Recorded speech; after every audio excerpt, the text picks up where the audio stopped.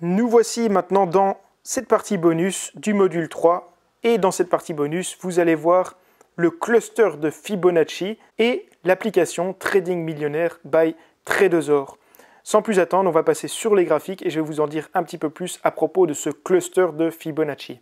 Avant de parler du cluster en tant que tel et de la technique pour le tracer, eh bien on va parler un petit peu de Fibonacci, mais très rapidement. Fibonacci qui était en fait un mathématicien italien qui vient de Pise ou qui venait de Pise plutôt. Et ses études ont permis de découvrir ce qu'on appelle aujourd'hui le fameux nombre d'or, le ratio 1.618. Alors de ce fameux nombre d'or, on a trouvé différentes extensions qu'on utilise maintenant comme retracement dans le trading. Si vous êtes un petit peu curieux, je vous invite à taper Fibonacci sur YouTube et vous verrez que l'application des suites de Fibonacci, du nombre d'or, eh bien on le retrouve partout sur Terre. Vous verrez, c'est assez surprenant. Et évidemment, il a trouvé son chemin dans le trading également. Alors, on ne va pas s'embêter à trouver comment ça se calcule exactement. Les programmes font ça très très bien pour nous. On va donc se concentrer sur l'essentiel, la technique. Les retracements de Fibonacci, vous allez les retrouver sous ce troisième onglet, sous cette troisième icône. Et si vous ne les aviez pas encore ajoutés aux favoris, je vous invite à le faire maintenant. Donc retracement de Fibonacci, vous cliquez ici. Il y a également ce qu'on appelle des prolongations de Fibonacci ou extensions de Fibonacci. On ne va pas les utiliser ici, mais c'est ce qui permet généralement de trouver plutôt des take profit, objectifs de profit. Mais vous verrez dans la partie gestion du risque que je n'en utilise que très peu. Alors une fois que vous avez ajouté ça aux favoris, moi je vais cacher ce fameux panneau de dessin qui m'embête comme vous le savez, et on va partir dans le vif du sujet. Alors comment ça se trace un retracement de Fibonacci? Eh bien ça se trace dans un marché en tendance. C'est déjà très important de le savoir. Donc ici on a une tendance très clairement définie, et on va supposer que le graphique, voilà, était ici. Donc on a une correction qui commençait. Je vais réduire encore un petit peu le graphique. Et vous pouvez voir qu'on a un mouvement complet, si vous voulez. Donc on a un plus bas et un plus haut. Et c'est tout ce qu'il nous faut pour tracer notre retracement. Voilà, on va utiliser le plus bas ici et le plus haut ici. Et à quoi ça va servir concrètement de faire ces retracements, de les tracer? Eh bien ça va nous servir dans un marché, comme je l'ai dit, en tendance, à trouver des zones de potentiel rebond. Donc ça ne va pas nous servir comme ligne de résistance dans le cas présent. On est dans un marché haussier, donc chaque retracement va nous servir de zone de potentiel rebond pour une reprise de la tendance haussière. Le cluster de Fibonacci, qu'est-ce que c'est?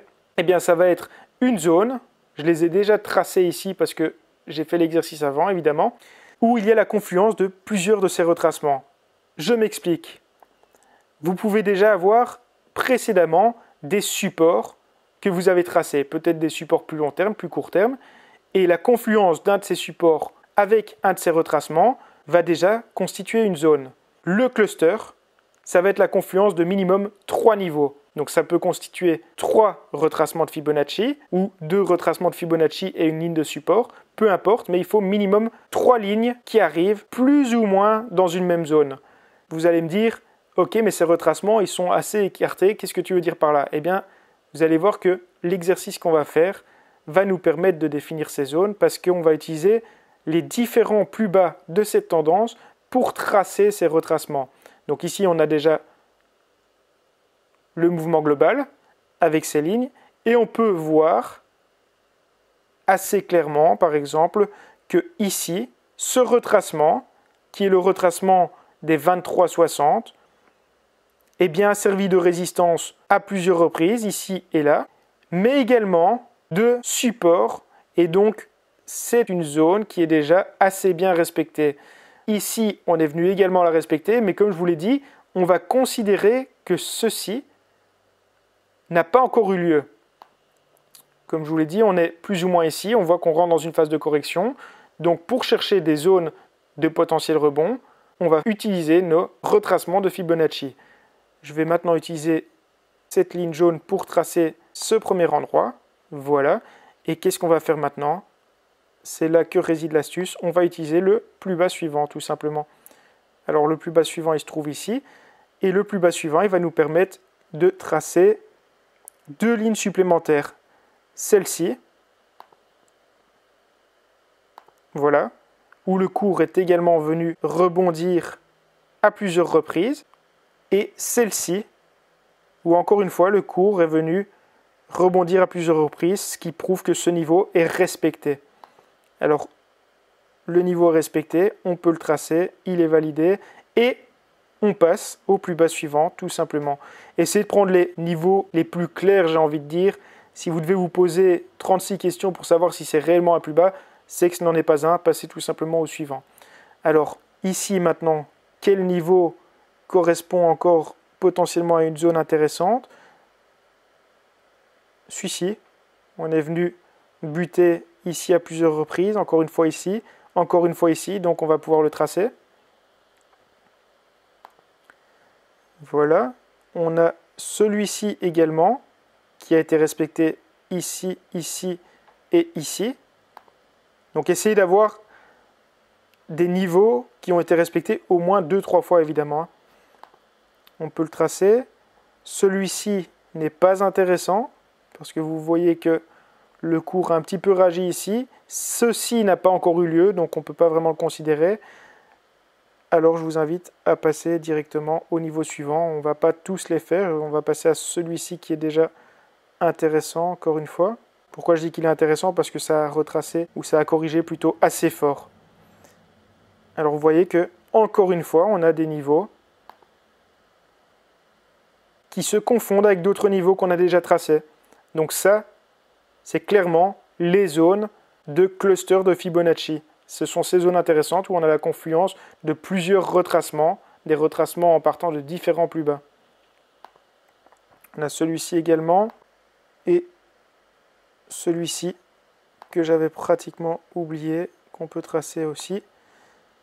Et on va s'arrêter là, vous aurez compris, vous pouvez continuer, prendre le plus bas suivant, mais je pense qu'on a déjà suffisamment de niveaux. Donc vous voyez que j'avais fait l'exercice avant, j'avais déjà mes clusters qui étaient présents sur les graphiques.